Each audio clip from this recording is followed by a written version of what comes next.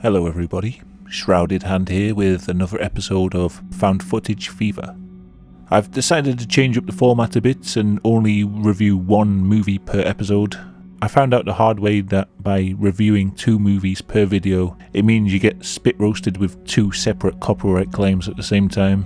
If I just review one movie, it should be easier to fight any claims I get. The movie I'm reviewing today is called The Conspiracy.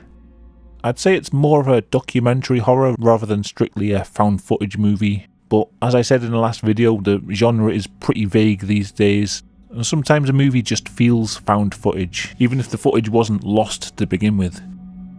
The first half of this movie isn't really horror at all. It feels like the sort of documentary you'd see on Netflix or MTV.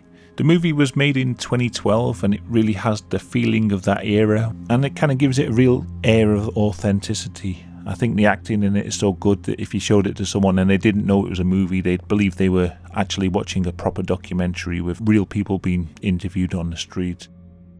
Parts of this movie remind me of the Blair Witch Project and Cannibal Holocaust, but maybe it's just because I reviewed those movies last and I've got them in my head. The Blair Witch influence seems to come from the happy-go-lucky amateur filmmakers slowly becoming embroiled in something horrifying which they never intended. It's even got the shaky cam nighttime forest footage, but we'll get to that later. The Cannibal Holocaust influence might be a bit more tenuous, but these shots at the beginning are almost exactly the same as shots from the opening scenes of Cannibal Holocaust. Maybe it's a cheeky reference to that movie, or I could just be imagining it.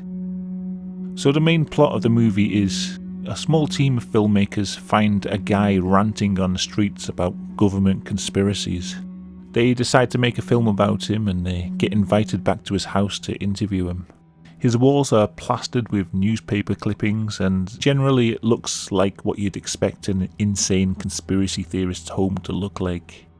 The filmmakers are naturally pretty skeptical and it almost feels like they're kind of exploiting the guy to make their movie.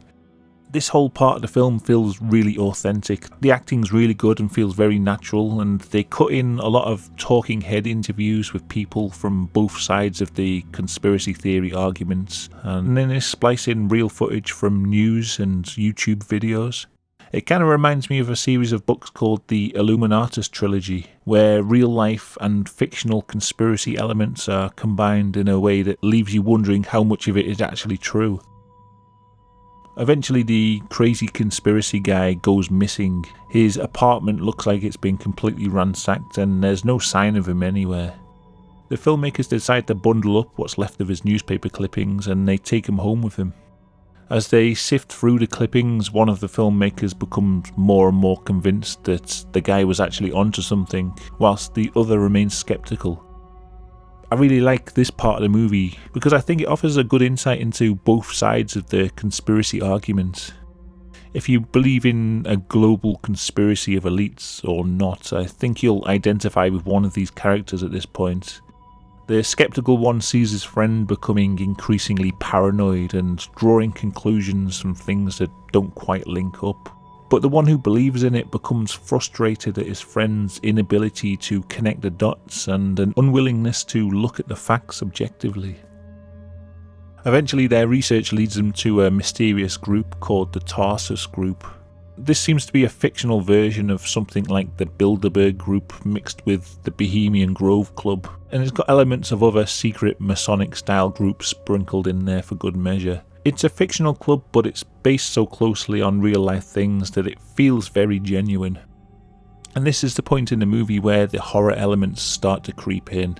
The first half of the film is so mild it kind of lulls you into a false sense of security, but once they start to investigate the Tarsus group, the creepy factor really ramps up.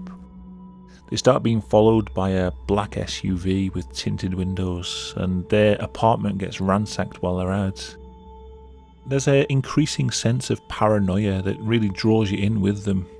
It's all leading up to the final part of the film, in which the filmmakers put on hidden cameras and manage to infiltrate a meeting of the Tarsus group itself. This is where the film really starts to feel like a true found footage movie. To be honest, this is only about the last 30 minutes of the film, but really the latter parts of the documentary were just there to build atmosphere for these final scenes. As a viewer, you go from being skeptical to paranoid along with the filmmakers. So when you see them wandering around among the very people that they've been investigating, it's an extremely tense viewing experience. The first person camera really makes it feel like you're in there with them, and the feeling that they might get caught at any second is incredibly atmospheric. Unfortunately, I can't tell you much about this part of the movie without spoiling it. All I'll say is there's some really cool occult ritual type stuff, and there's a few moments in there that genuinely give me the chills. So like I say, this hidden camera footage is really where the movie pays off, and I recommend you go see it yourself. And try not to spoil the ending beforehand, and don't skip through the documentary parts at the beginning, because I think without them the final part won't have the same impact. If you are going to see it, I don't recommend watching it on YouTube Movies. I rented it on YouTube and it really doesn't handle the hidden camera scenes well.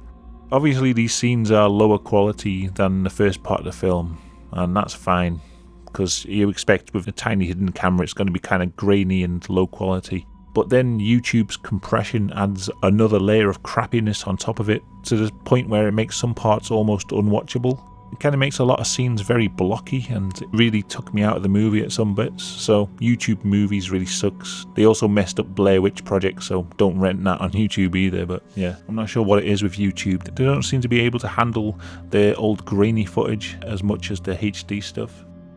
So have you seen this movie? If you have, let me know what you thought of it. I know it's not like a super obscure film, but it's one that I never hear people talking about when they're talking about horror movies like this. Maybe other people just didn't like it as much as I did, but I definitely recommend it. It's really well made and it feels authentic, and it's genuinely very creepy in some places. It's a shame I can't say more about the ending, but I feel like it really would spoil it, and all I can really say is the documentary parts at the beginning, even though it comprises the bulk of the movie, it's all leading up to the hidden camera footage at the end, and it really pays off. I think the ending is quite satisfying. It'll leave you thinking about things, and it leaves quite a few things up in the air. It doesn't explain too much. The film actually borrows a lot from an earlier movie called The Brandon Corey Story. This is another conspiracy-themed documentary with a lot of real-life stuff sprinkled in there. It even ends with someone sneaking into a place with a hidden camera. Yeah, I can see where the inspiration comes from, but in my opinion, The Conspiracy is the better movie. But The Brandon Corey Story is still kind of cool, and it's got David Icke in it, so it gets bonus points for that. But yeah, I might cover that in a future video. Thanks for watching this video. If you enjoyed it, please give it a thumbs up and subscribe to the channel if you're not already. If you want to support content like this, you can buy some quality merchandise on my Teespring page. Buy one of these horrifying t-shirts and you can give it to someone you really don't like for Christmas. Until next time, goodbye.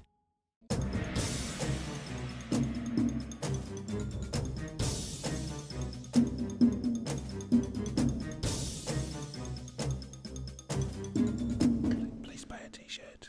Please buy a t-shirt. They're really good.